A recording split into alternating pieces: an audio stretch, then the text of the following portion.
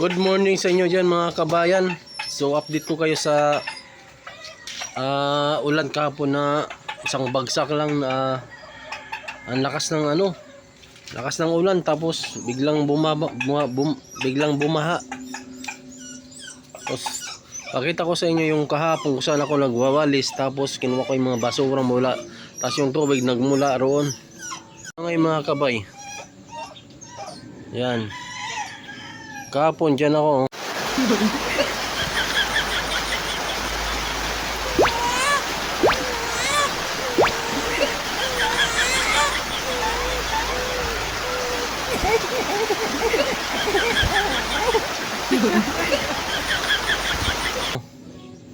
Winalis ko yung mga basura, tapos winalis ko yung tubig, pero hindi maubos-ubos. Ngayon nandito tayo ngayon mga kabay, dito dyan,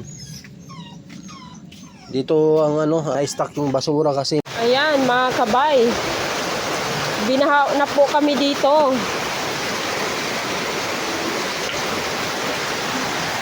Kailangan tanggalin yung harang para lumabas yung tubig papunta doon sa sa dike. Ilagay mo kayo dito sa ibabaw.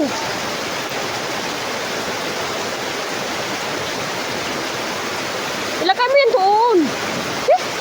Madumi. Doon o.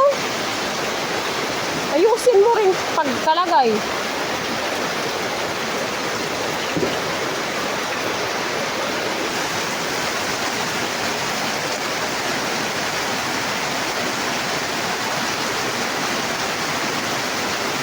May harang, kaya ko hinarang to dito mga kabay kasi para hindi daanan ng mga kawatan. Yun naman sa panahon ngayon, lalo na dito sa Angeles City.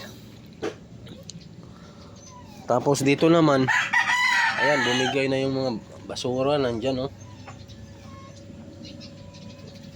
Tapos doon. Tapos pakita ko sa inyo mga kabay yung bagsakan ng tubig doon sa dike.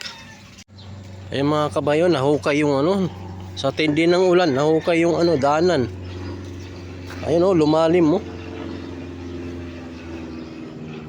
nawasak siya sa tindi ng ulan.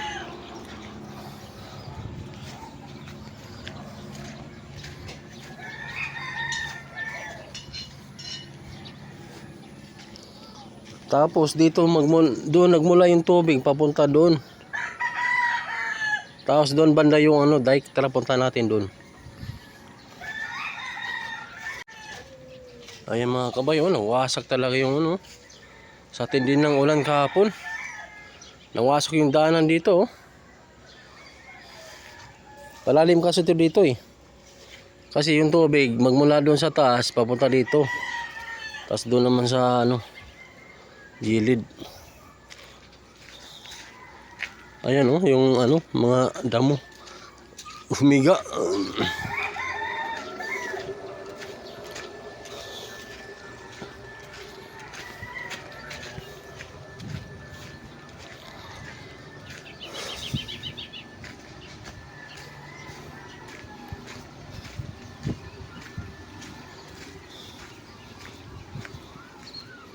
Dito dumaan yung tubig mga kabayan ayun nakahiga na yung mga damo mula doon, tapos papunta doon.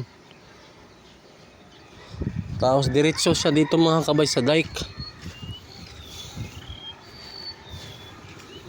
Ayan dito siya diretso sa dike.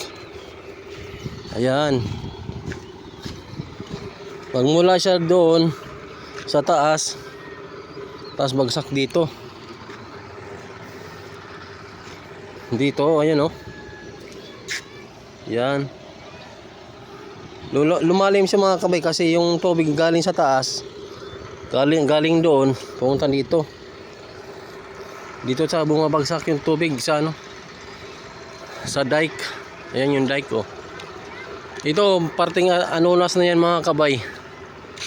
Tapos doon parting Pulamsig na yan dyan papuntang papuntang Marquee Mall, Angeles.